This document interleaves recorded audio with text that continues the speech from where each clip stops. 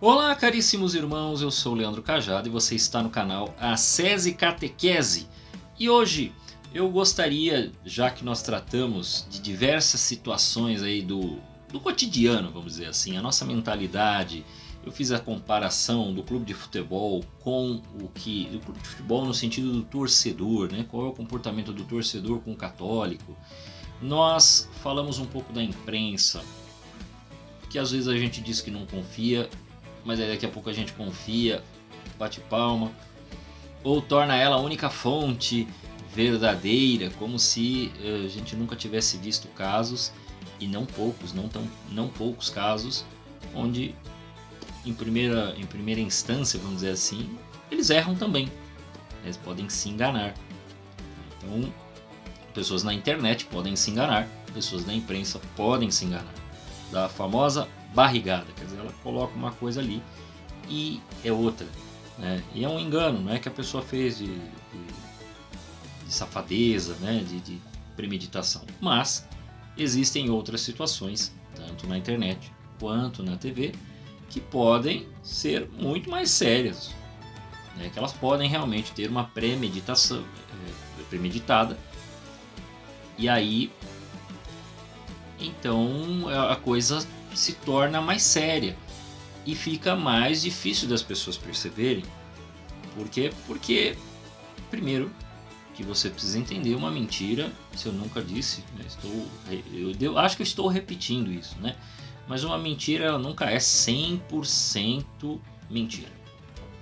Ela possui elementos de verdade. Isso precisa ficar claro hoje para você. A mentira possui elementos de verdade. Isso é o real. Assim, o demônio, e não só o demônio, qualquer pessoa que pode mentir, ou seja, você, quando vai contar uma mentira, existem elementos de verdade para dar senão as pessoas não aceitam, um negócio extremamente mentiroso, né? Eu falar, eu estava andando aqui pelo segundo andar, então comecei a andar por sobre as árvores, né, sem tocar o chão, e veio um disco voador. Você vai falar, isso aí é uma ficção, tá muito loucura, né? Apareceu um dinossauro, né? Eu joguei um leão na boca dele. Entende? Ele vira um absurdo, não tem nexo, perde-se a lógica. Então, uma mentira, né, para que ela seja verossímil, né, no sentido de que a pessoa vai dar crédito àquilo que está sendo dito, precisa ter um encadeamento lógico. E para ter um encadeamento lógico, ele precisa ter contextos de verdade. Então precisa ter coisas que são verdadeiras e no fim existe algo que é falso. Só que isso é muito complicado. Por quê? Porque hoje o pessoal faz a tal das guerras das narrativas. E aí, como é que você destrói as tais narrativas e diz, aqui é mentira, isso aqui é verdade, isso aqui é verdade, isso aqui é muito complicado. Não é tão simples. Até porque isto, às vezes, a tal da narrativa acaba sendo bancada pela imprensa, que a qualquer elemento ela vai trazer e vai falar, isso aqui tem a ver com aquele fato. Aí às vezes é um fato real que você está vendo e os caras estão misturando com um fato mentiroso, né? Eu vou falar aqui porque aí a gente não, né, no meio do caminho, porque aí não vai ter problema. Quando você pega políticos defendendo certas leis e aí eles mencionam de repente assim uma coisa boa, esta lei vai ser bom para proteger as criancinhas das violências da internet. Ok, quando você vai ler os artigos da lei, isso aí é um risco. Aí você deveria, né, o pessoal deveria sugerir, não, tá bom, então nós vamos fazer assim, nós vamos tirar tudo isso aqui e vamos deixar só isso aqui para você, né, se deleitar. Aí ele fala assim, não, porque sem aquelas outras partes ali, eu não posso defender as criancinhas como eu gostaria pela internet. Aí quando você vai ver, o negócio simplesmente está falando de calar a boca de quem ele não concorda e não tem absolutamente nada a ver com defesa de criança. Ele colocou aquele negócio de defesa de criança para tornar, inclusive para a imprensa, poder defender a lei. Aí ele pode dizer que não, eu estou fazendo por isso que eu estou batendo de frente com todas as redes sociais, tá? Estou batendo de frente por isso. Porque o mentiroso, na verdade, ele quer calar a boca de quem se opõe ao que ele acha que é verdade. E aí, se ninguém mais pode falar, só ele pode falar, ele tem a primazia do discurso. Se vai ser verdade ou mentira, não vai interessar, porque o que ele vai dizer é verdade, porque ele quer que seja verdade. E se você disser que não, você é clubista, você vai preso, pô. É assim que vai funcionar. Então, esse é um dos problemas.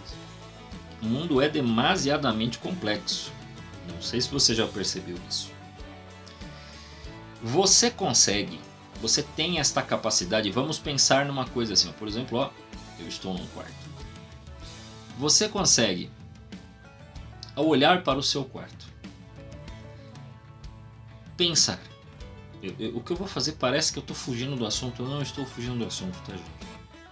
É porque nós temos uma tendência de querer facilitar o mundo.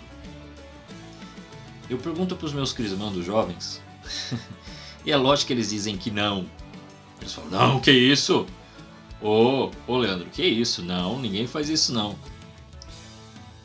Eu pergunto aos jovens o seguinte: se tem alguém ali que não sabe como é que o leite foi produzido. A maioria parece que toma leite, né, no café. Eu pergunto, tá, como é que o leite foi produzido? Aí alguns olham assim, estranho, né? Por que tu tá perguntando isso? E aí, sempre tem quem diz, né? E há quem diga que há uma galera que hoje em dia diz acreditar que o leite não vem da vaca. O leite vem da geladeira. E essa seria a origem dela. Sendo piada ou sendo verdade, o que é que eu quero dizer com isso? Eu quero dizer que nós temos perdido, não sei se por causa da tecnologia, do conforto, né, de a gente viver em certas bolhas, da incapacidade que a gente adquiriu de não prestar atenção na complexidade do mundo. Quando eu falo da complexidade do mundo, falo da percepção que nós devemos ter para a construção e a execução de qualquer tipo de atividade. As coisas hoje em dia, por exemplo, quem vê um programa, né, por exemplo, né, o programa da Microsoft, o Excel, né, vê ele pronto, não consegue entender qual é a engenharia que tem por trás daquilo. Hoje quem vê um jogo, né, ou um game, né, ou uma animação, não imagina que já havia há décadas atrás, né, estruturas que iam possibilitando pequenas animações e que isto foi, né, melhorando.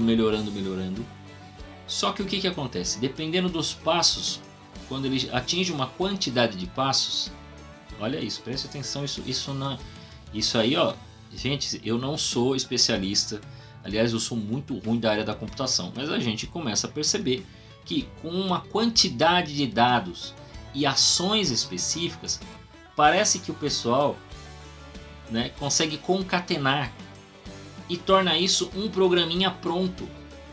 Ou seja, já vira um programa que as pessoas só colocam novas informações. Aquela primeira base da arquitetura de dados que forma lá a informação já fica pronta, né? A forma como se produziam jogos há 30 anos atrás, ou seja, na década de 90, e a forma que se produz jogos hoje, eles já possuem uma arquitetura específica, né? Uma que ficou muito famosa, que até quem via, ia lá, sei lá, para comprar um jogo, via escrito Unreal Engine. Então, essa arquitetura, ela já possibilitava que o cara, na hora que ele abrisse, já tinha todas as capacidades e tudo aquilo que se fazia na década de 90 já estava, vamos dizer assim, né? Lógico que algumas coisas vão ultrapassando e vão surgindo outros programas e outras melhorias. Então, imagine que o negócio foi se intensificando e criou uma base. E desta base, começou apenas a melhorar essa base e as informações, então facilitou para quem é o programador para fazer o restante da parte do trabalho. E agora está vindo a inteligência artificial que vai facilitar ainda mais esse tipo de trabalho para que ele consiga determinar as ações, as formas e toda aquela parte mais difícil a inteligência artificial possa fazer. Então, até isso está facilitando. Isso, Leandro, mas isso acontece na área tecnológica, né? Seja para uma construção de algum produto tecnológico, ou para o computador, ou para os seus programas, ou para hardware, ou para software. Não só isso. Isso também acontece na cultura. Na cultura, como é que acontece? Na cultura, nós temos algo que eu chamo, isso eu não sei se alguém já falou, mas eu entendo dessa maneira. Existe um grande espaço coberto por um grande lençol. Pode ser uma cama. Coberto por um grande e belo lençol. Quem permaneceu ali foi vendo alguém conversando e colocando um lençol por cima. E alguns concordaram com a colocação desse lençol, outros não. E não, isso aí não. Não, mas tem que mudar. Não, tem que adaptar. Não. E aí colocaram um lençol em cima. Pessoas que chegaram depois não viram o lençol que estava embaixo. A cultura se faz mais ou menos assim. A geração nova não sabe as discussões que você teve. Mas existe a história para contar. Não é bem assim. Quando nós tratamos destas questões culturais, a história conta o fato. Não conta as tendências e as brigas. Ela pode até contar algumas brigas, mas ela sempre vai tender para aquilo que permaneceu. Ou aquilo que começou a ser contado do que permaneceu. Então, os outros ficarão com a lenda. Não, era melhor. O lençol anterior era melhor. As pessoas falam, não, a adaptação desse aqui ficou muito melhor. Esta cor atrai muito mais. E quem chegar vai falar, eu conheço essa aqui. Existiam outras, não, o pessoal fala que é ultrapassado, essa cor antiga aí. Esse lençol que ficava, ele já estava meio furado, não era bom não. É isso que o pessoal vai falar. Né? Então, nas situações da vida também vem uma arquitetura já montada. E a história, quando ela é contada nos livros, ainda que tenham as brigas para ver qual vai ser, né, qual vai ser a discussão, há quem simplesmente vai fazendo a narração de como é que as coisas estão e vai dizer assim, o negócio está assim hoje. Então, você não pega esta transição, esta luta da transição é muito difícil para os historiadores contar. Eu até talvez tenha mencionado que tem pessoas que gostariam de tornar válida, e sei lá se já não tem em algum livro didático, o impeachment de 2016, o impeachment da Dilma, tratado realmente como golpe. Como se tivesse sido dado um golpe histórico, né, e tivesse sido injusto e tudo mais, e não foi.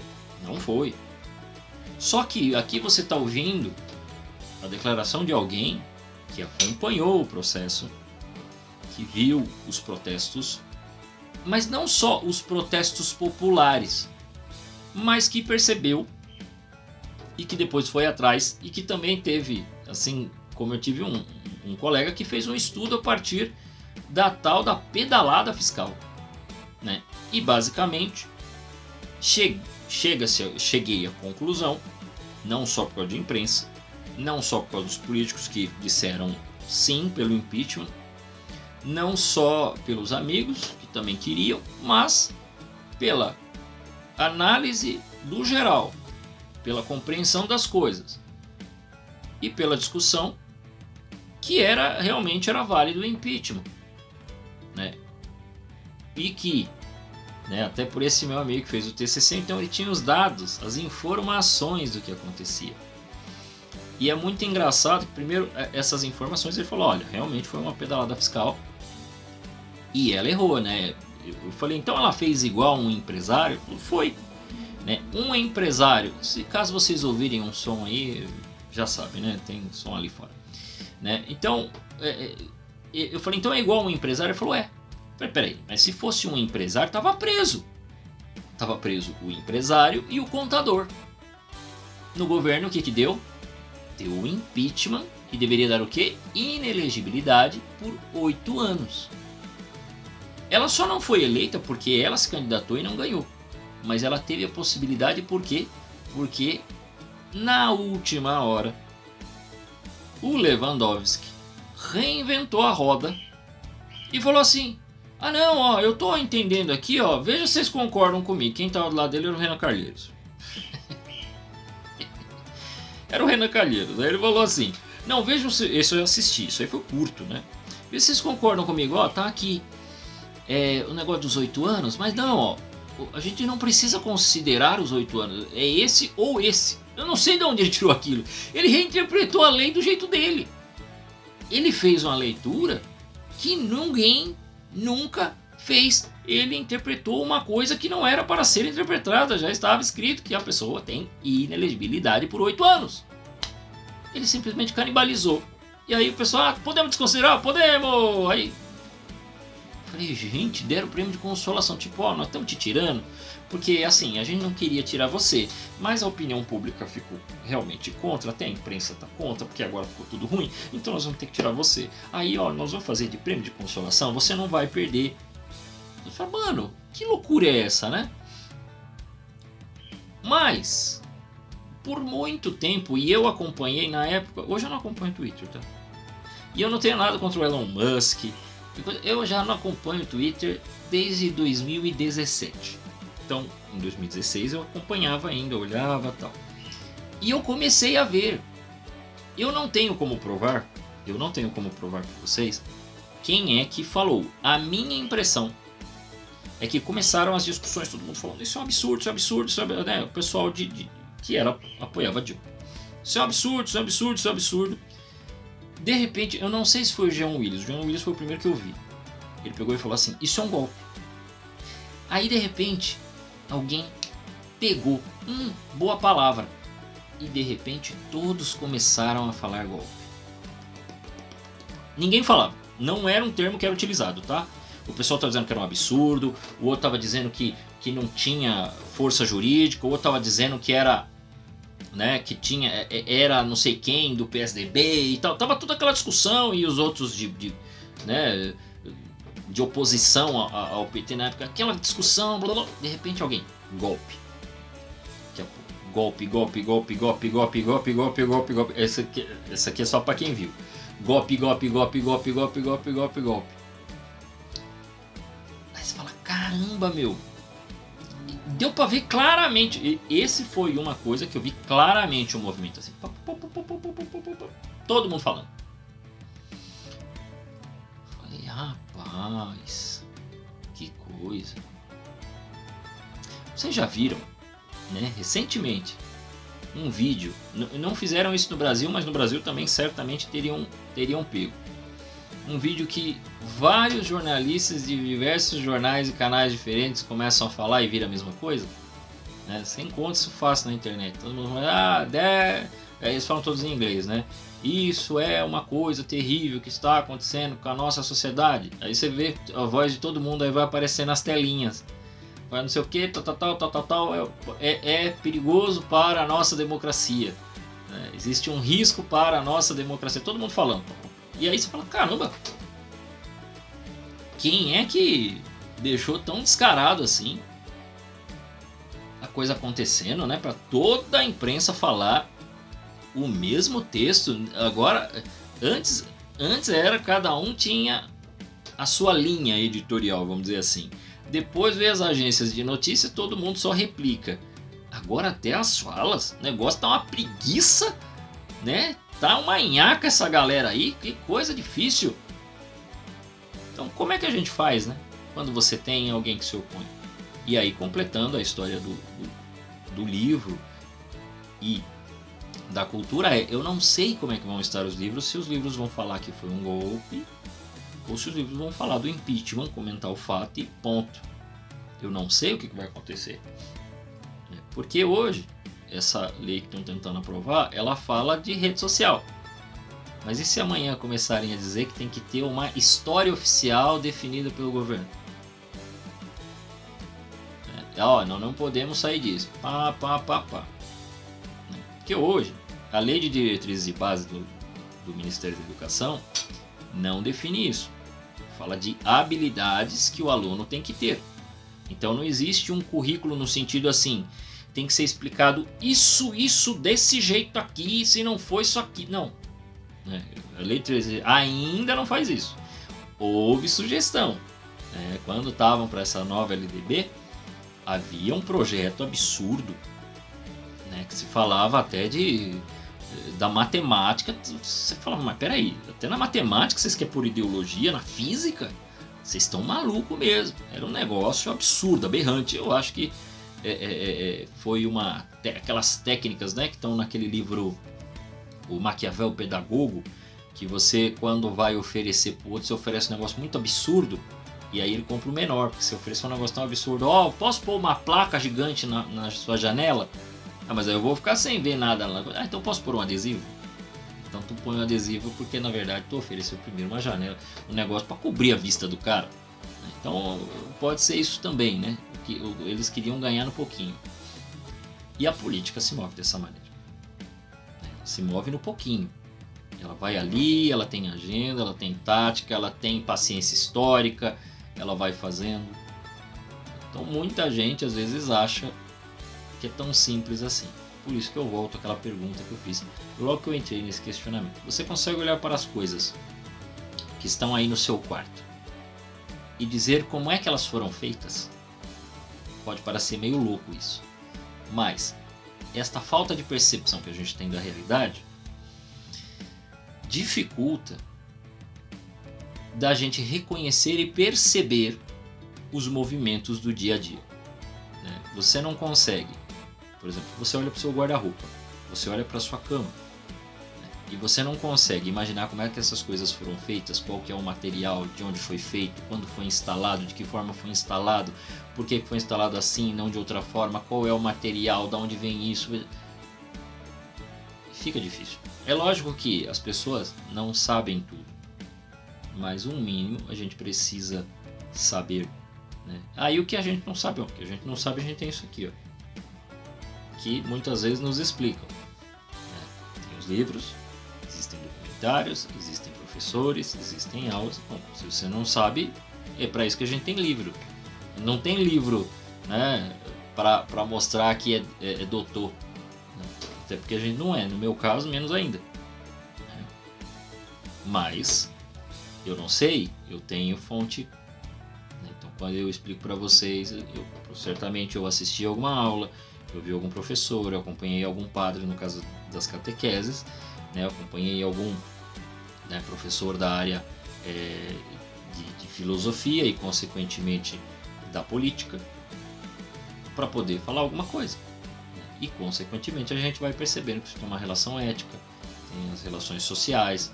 Então, existe toda uma complexidade, um entrelaçado de ações que a gente vai fazendo, e isso, se você começa a entender o movimento das pessoas, das personagens, das funções, dos cargos, você não precisa ser um grande especialista. E eu não estou preparando especialistas aqui.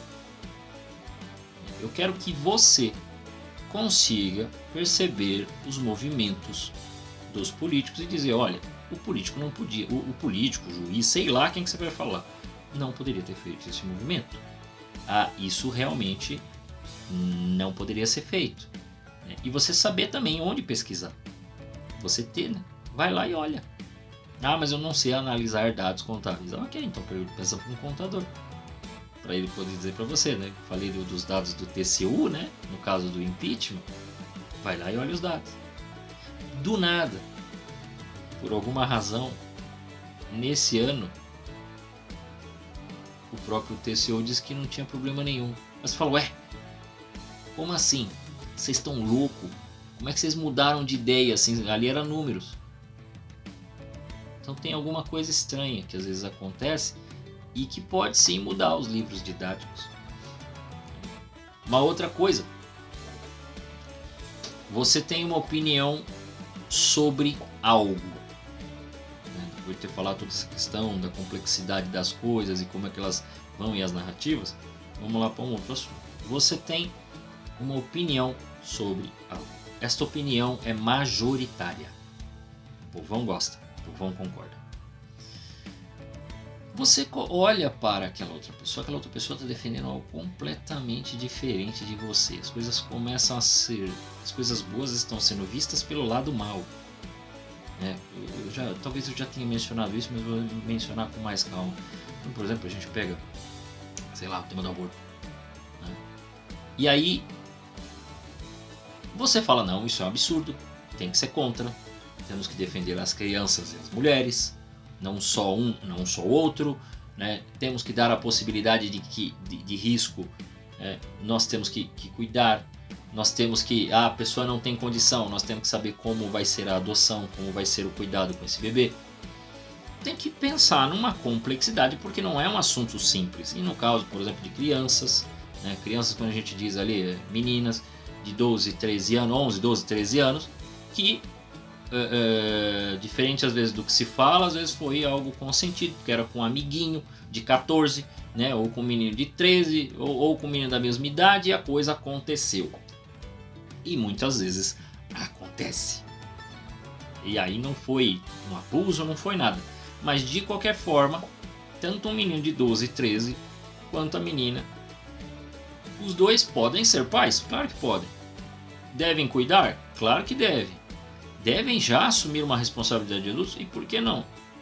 Mas ao mesmo tempo, no tempo em que estamos, no tempo em que nós estamos, em que os adolescentes são tratados socialmente como crianças e não mais como adultos, adolescente é uma coisa muito nova. Eu acho que não tem 200 anos. É uma coisa nova mesmo. É um termo muito novo. Então, as crianças depois que passavam dos 11, 12 anos já era chamado de adulto. Tinha que trabalhar, procurar sua vida, ajudar a família, ajudar em casa, depois procurar a esposa, casar. Então as pessoas casavam mais novas. Casavam mais jovens, começavam a sua vida fazendo pequenas coisas e iam trabalhando. Então você não tinha todo esse tempo, além, o pessoal estudava menos e trabalhava muito mais. A necessidade, às vezes até da família, de ter muitos filhos é para todo mundo poder trabalhar, para poder, quem estava na roça tinha vários filhos para poder ter mais gente para trabalhar ali, poder fazer um pouco mais, poder fazer a comida e entrar dentro de casa. Não era tão simples assim, era bem mais difícil. Era bem mais complicado, para uma família. A gente ouve relatos, eu ainda ouço relatos, da família, por exemplo, dos meus pais, meu pai com a minha mãe, contam as dificuldades, alguns problemas, algumas coisas que passaram na cidade grande, a falta de dinheiro, como é que fazia para poder ter comida em casa, os fiados, como é que funcionava. Isso acontecia com muito mais do que hoje. Porque as pessoas realmente tinham dinheiro naquele momento e as pessoas tinham já a cultura de que elas tinham que pagar. E a gente não tinha dívida com cartão, com não sei onde, com não sei o que, com não sei o que lá. Você tinha dívida aqui, comida e mais alguma coisa, às vezes o aluguel. E não tinha muito dinheiro. Então isso é o que se comenta. Então as coisas eram muito mais complexas. Hoje, que poderia se falar assim, não temos como dar uma infraestrutura para esses dois, a gente não sabe nem, os dois não são casados, criamos aí um problemão, mas há uma estrutura maior e um conforto maior para que os dois até possam, permanecer juntos e cuidar dessa criança. Só que a primeira reação que se tem é uma reação de afastá-los, não deixa se tornar família, essa criança não deveria vir, e aí a criança ganha a culpa de uma displicência, de um erro de dois pequenos jovens, de uma idade muito baixa, e a criança leva uma culpa como se ela fosse a punição, uma agressão a tudo aquilo. Quando você vê casos dos estupradores, que aí pega a mulher e ocorre pode ocorrer, isso é possível, dela engravidar, o pessoal não pune o agressor, pune o bebê. O bebê é inocente, pombas. Ah, mas por que o povo é contra? Ué, porque o bebê é inocente. Eu não posso conceber um assalto, né? Uma pessoa assaltou a outra, mas quem vai preso é quem foi assaltado. Quem foi assaltado é inocente, o culpado é o que roubou. É isso que a gente faz, né? Então isso é muito complicado. Porém, como é que os maus fazem, por exemplo, para mudar? Eles pegam como se fosse um cubo e mudam a ideia. Falam, vou te mostrar numa outra visão.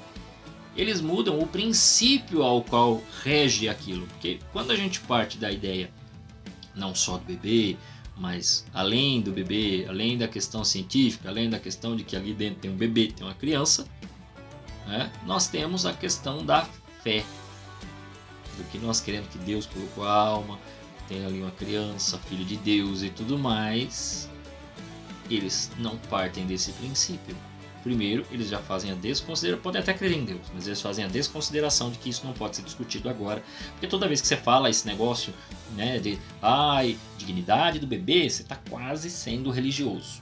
Então, pumba, você acaba com a ideia, né? Então, toda vez que você for discutir, você não pode usar o argumento dito religioso, ainda que ele seja totalmente irracional, ainda que ele está vindo de encontro à verdade, né? Então, eles alegam assim: não, mas nós temos que pensar no direito da mulher. Ou seja, ele vira completamente o foco. A coisa estava desse tamanho, ele deixa desse tamanho e só pensa no direito da mulher. Não, porque a mulher está... você fala isso porque você não é mulher. Você fala isso porque você não tem útero. Você fala isso porque você não sabe as dores e lutas e conquistas da mulher. E as coisas que ela passa para poder fazer. Mas espera aí, nós não estamos discutindo isso. Não estamos, isso aí não é discutível como direito. Não está... Isso não pode ser para mim um direito. Não quero estar com essas pessoas. Então acho que eu vou abortá-las. Isso é impensável, né? Se eu falasse isso dessa maneira assim, não, olha, eu tenho algumas pessoas aqui na sociedade que eu tenho o direito de não olhar para a cara delas. Não olhar para a cara delas, ok, não, mas eu não quero a existência delas, porque elas não são nem pessoas. Se eu disser desta maneira, que eu estou dizendo aqui, né? Falasse assim, eu tenho algumas pessoas que vivem aqui, eu moro aqui num condomínio. Tem algumas pessoas que vivem aqui no condomínio que, olha, o meu direito diz que eu não preciso nem olhar para a cara delas. Aí as pessoas falam, é só você não olhar. Eu falo, não. Você para e pensa. Eu tenho o direito de viver sem elas. E elas não são nem pessoas, são um amontoado de células. São um amontoado de coisas, a gente não sabe, não é nem uma pessoa. Todo mundo sabe disso. E essas pessoas não são nem gente. Vamos parar com isso. Sejamos diretos. Né? Eu tentando endurecer. E falar. E nós temos que pensar em pessoas como eu, que têm esse direito. Você que não vive aqui, você não pode discutir. Eu que estou nesse condomínio, eu sei o quão terrível é isso. Essas pessoas aqui. Você ia falar, você é louco? Como é que você pode falar isso de uma pessoa? Sabe por que as pessoas vão me achar estranho? Porque essas outras pessoas são vistas. É perceptível que é um ser humano. Agora um bebê na barriga você não tá vendo, né? Você não tá vendo o bebê, aí você pega e fala um negócio desse. Mas como você retirou, inverteu o campo da discussão, você só tá discutindo o direito da mulher. Mas nós não estamos discutindo só o direito da mulher. Não tem só a mulher nesse processo. Olha como as coisas são muito mais complexas. Nós temos a mulher e nós temos uma criança nascendo e sendo gerada. Mas está num corpo. Não, está num corpo e está formando outro corpo, meu amigo. Não tem uma coisa separada ali. Não é o mesmo corpo. É um corpo distinto, mas um está alimentando o outro. Se a gente falar, não, então, o que está alimentando tem a primazia, ele pode dizer o que fazer. Então beleza, o dono do restaurante pode te matar. Ele pode pôr veneno. Porque ele pode falar assim, olha, nós estamos alimentando a mesa 2, 3 e 4, mas a mesa 5 tem um ser ali que não é nem gente. Pode dar veneno, tá? E depois jogar fora. Ele não pode fazer isso. Ele não pode olhar pra tua cara, né? Por mais bonito ou mais feio que você possa ser, e achar que você é um amontoado de células, né? Que nem a comediante lá falou, esqueci o nome dela agora. Ai, todo mundo sabe que aquilo lá é um amontoado, não é nenhuma pessoa ainda. Aquilo ali vai gerar o que, meu amor? Plantas? Algum animal? Alguma coisa diferente? Não. Então não tem como dizer que não é um ser humano, né? É um ser humano. Um outro ponto que também faz parte da complexidade das coisas aí que a gente também precisa entender, e que isso acontece muito, minha nossa, como acontece. Por exemplo, todas as coisas que eu falei aqui, ninguém, né, o opositor, ele não pega o tema todo para me questionar e falar assim, olha, Leandro, tudo isso aí que você disse, muito legal e tal, mas ó, isso que você está dizendo está errado por isso. Não, ele precisa acabar com a minha imagem. E ele não pode entrar nisso que eu estou falando, porque ele é obrigado a me dar razão sobre alguns assuntos. E ele não quer me dar razão sobre assunto nenhum. Então o que ele vai fazer? Ele vai sair do tema, ele não vai entrar nos temas discutidos. Ele pode pegar algum corte em que talvez aqui eu me exaltei e falei alguma coisa, né? E aí ele muda o assunto. Fala assim, o Leandro desrespeitou as mulheres. Veja, ele falou que ela era um amontoado. Aí pega só a parte que eu falei do amontoado. Entendeu? E ele não gosta nem das pessoas do prédio dele. Que ele mesmo disse que poderia se fazer isso, né? Olha, aí as pessoas começam a discutir. Olha, você vê, ele não gosta nem das pessoas. Até eu provar que eu só usei como uma suposição para explicar, aí já foi. Já virei o inimigo número 1, né, da opinião pública. Já terei as associações de condomínios, né, já que eu falei das pessoas dos outros andares, as associações de condomínios viriam acabar com a minha imagem. Né, iriam dizer, olha, nós não podemos ter pessoas assim, que não conseguem conviver. Aí eu falo, mas eu nunca tive nenhum problema de convivência em condomínio nenhum. Ao contrário, as pessoas às vezes nem sabem da minha existência, que eu fico na minha casa quieto. Porém, a pressão social que vai se criar vai forçar com que eu venda meu apartamento e saia daqui. Por quê? Porque agora eu vou ser visto como um pária. Eu não posso morar perto de ninguém porque não é possível um homem que fica querendo que os vizinhos se acabem. Entendeu? O assunto mudou. Eu não estava falando de vizinho. Eu não estava falando que eu não gosto deles ou que eu gosto deles, mas eu estava dando um exemplo. Olha, da mesma forma que a gente fala assim, eu poderia dizer, eu não gosto porque eu tenho o direito de não gostar. E aí, disso daí alguém pega e fala, olha, tá vendo? Ele tá dizendo que vizinho não presta. E quanto mais eu tentar explicar, pior fica. Esse é o grande problema. Por quê? Porque alguém joga essa fofoca lá pra cima, imprensa, o pessoal começa a discutir, a internet verbaliza o negócio e faz os grupos de pressão, outras pessoas próximas nem te conhecem, começam a te ameaçar, você vira um problema para todo mundo. O pessoal muda o tema, discute a pessoa e não o fato. E aí quando você pergunta, mas você sabe o que eu estava falando no vídeo? Não, você estava falando mal das pessoas que moram com você. Eu? Não. Não, lógico que mostrou lá na TV. Mostrou lá no site. O YouTube tá discutindo. Mas ninguém sabe o que falou no vídeo. Ninguém foi atrás da fonte original. Ninguém viu esse vídeo aqui inteiro, né? Não sabe do que foi falado, não sabe do que foi dito. E aí, quando vê, não consegue mais pegar o contexto. Olha que coisa maluca. Grande parte às vezes fala, não, eu vi o vídeo e ele é odioso. Que discurso de ódio. A pessoa não conseguiu mais. Por quê? Porque a pessoa já está tão tomada de toda a propagação sobre a imagem dele, né, no caso a minha, né?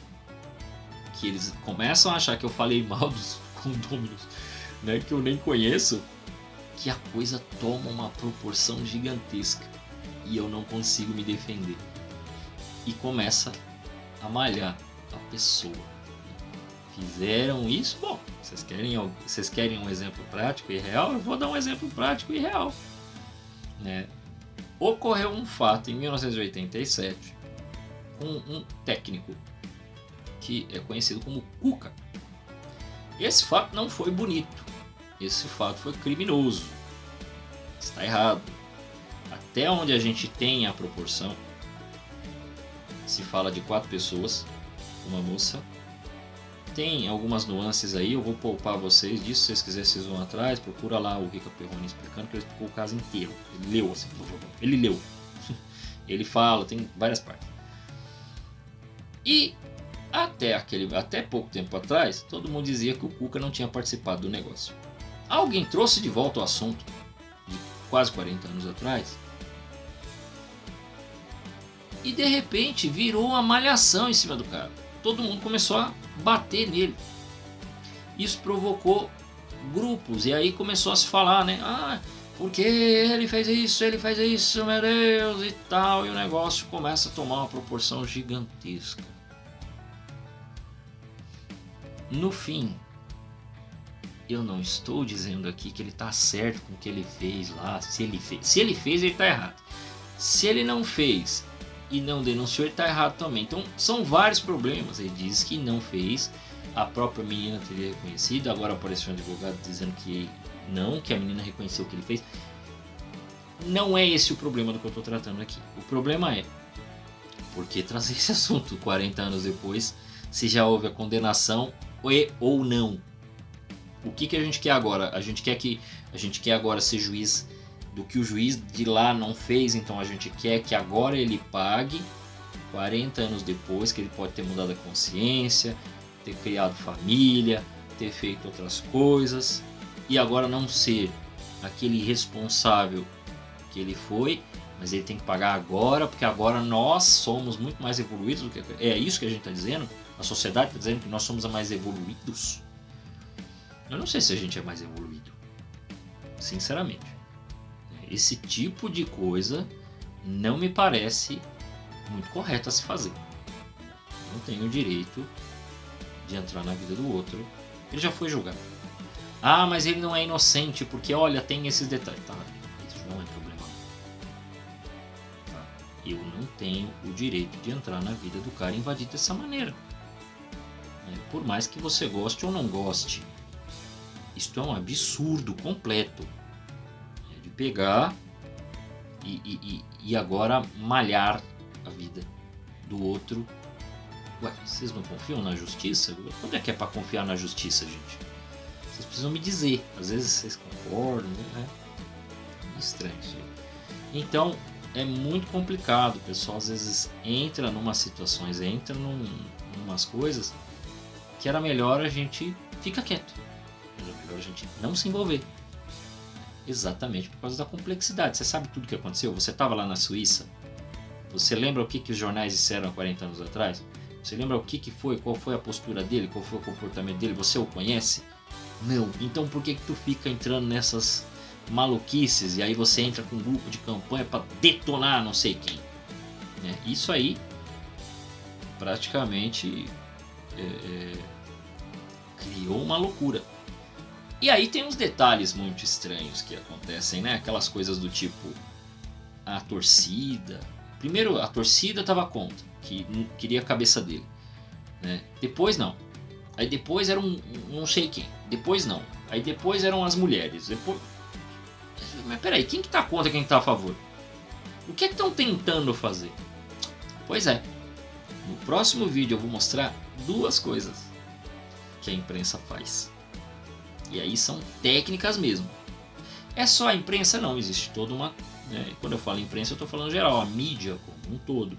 Quando ela tem objetivos, 2 coisas ela costuma fazer assim, com uma tendência muito grande. Eles costumam fazer muito isso para mudar a opinião pública e para calar a voz da galera que é contra.